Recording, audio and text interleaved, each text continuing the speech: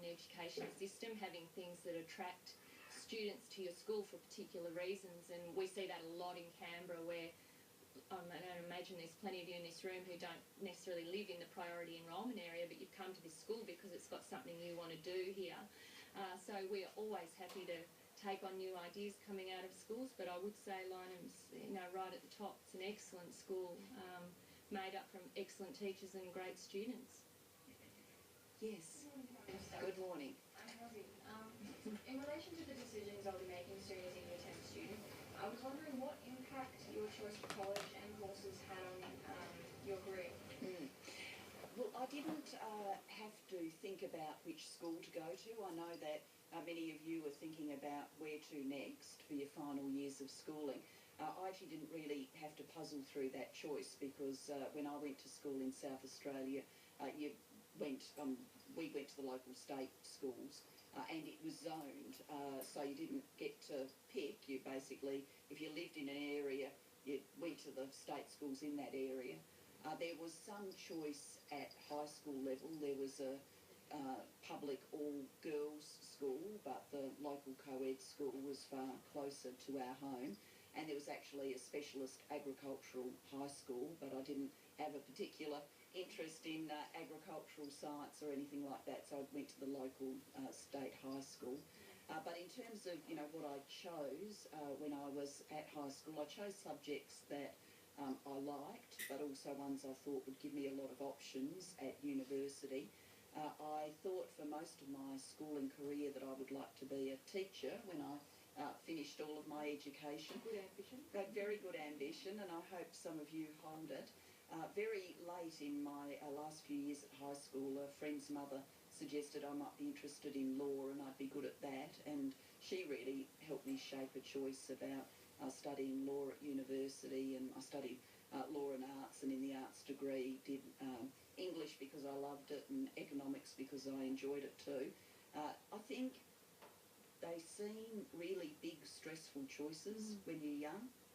I do remember really thinking about which subjects to do at what was then called matriculation all those years ago, and then what course to do at university. And it had this sense of, if you got it wrong, you were making the biggest decision ever and there was no way back. I think they're good things to think about deeply, but there's plenty of ways of changing and reshaping if you find that what you first selected actually doesn't turn out to be for you. Yes. Good morning, Prime Minister. My name is Olivia. From your time at school, what's something that you wished had been improved, and do you think that nowadays that has been improved or will be improved soon?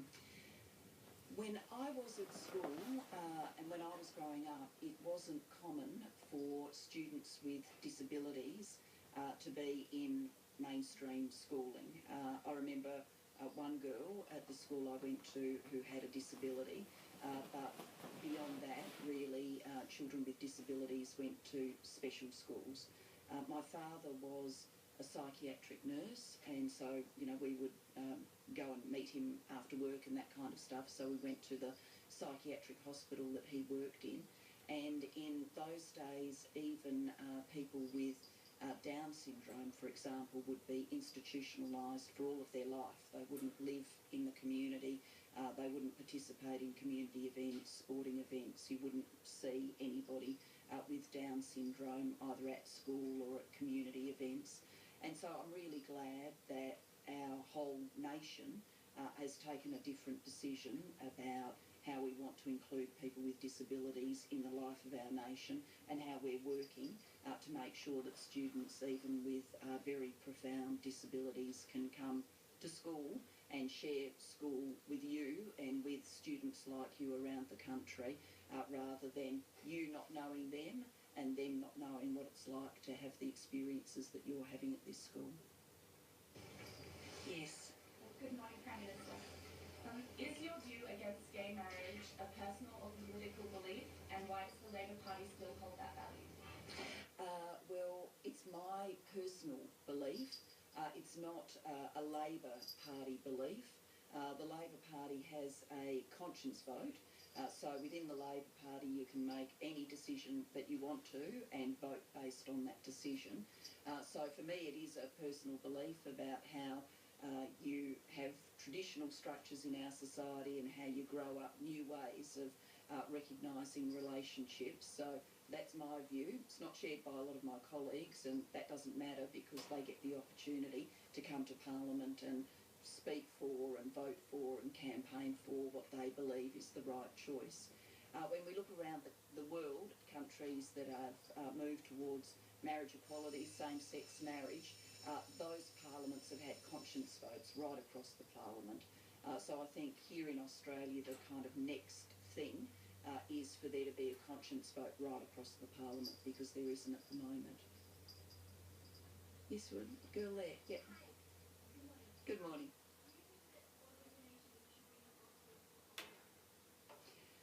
I think basically whatever maximises rates of organ donation whilst making sure people exercise the choice, whatever maximises it should be the system. I'm an organ donor. I think it's important that people do think about it and do mark the forms up. So, you know, whatever gets us the best results in terms of the number of organs that are there for people who need them, I think that's the best way to go. My father donated his whole body to science, and that was a choice he made a long, long time back because he took a very practical view that once you've passed on, then any good you can do, you should do, and I very much share that belief. So there's a girl, yes, there. How do you feel about being the first female Prime Minister of Australia? I don't spend every day thinking, you know, the first woman to do this job. It strikes me more powerfully at, you know, some different moments. One, if you stumble in your heels, it strikes you powerfully then. No one else has had to have that dilemma of walking around with TV cameras and high heels quite the way that I do. But it strikes me most when I talk to young women, when I talk to girls at school, and when I get the sense from them that me doing this has made them more interested in politics and more likely to believe that it's an open door for women. And if doing this job has that effect, then, you know, as Katy said, there are good days and bad days, but however good or bad the day is, that's a great thing. And I think, you know, between me and Katy and Lara in Tasmania and other women that have been at the forefront of public life, I hope for the whole nation we're changing that perspective, and that, you know, as you become voting age and vote, you know, every 3 years for a federal government, that across your life it's just very common for the candidates presenting for your attention to be a woman as well as to have men presenting for that. And that, I'll just add, that's changed a lot in the time that we've been involved in the Labor Party. You know, just the amount of women who are getting involved in politics, not necessarily in the Labor Party, but with different political groups, to see lots more women come in. And believe me, there'll be a time when we're quite ready to hand that baton over to the next generation of women to come through and take up the challenge. Yeah. Yes, well, yes. I'm Ryan, and in the ACT Ministers Student Congress that I recently attended, an issue that was raised is student voice. How important do you think student voice is in our schools? You would obviously have been at the Congress. No, I wasn't. But must have been with Joy as Education Minister, yeah. Well, I think the fact that you were having a Congress was showing exactly what we thought and think about the importance of the student voice.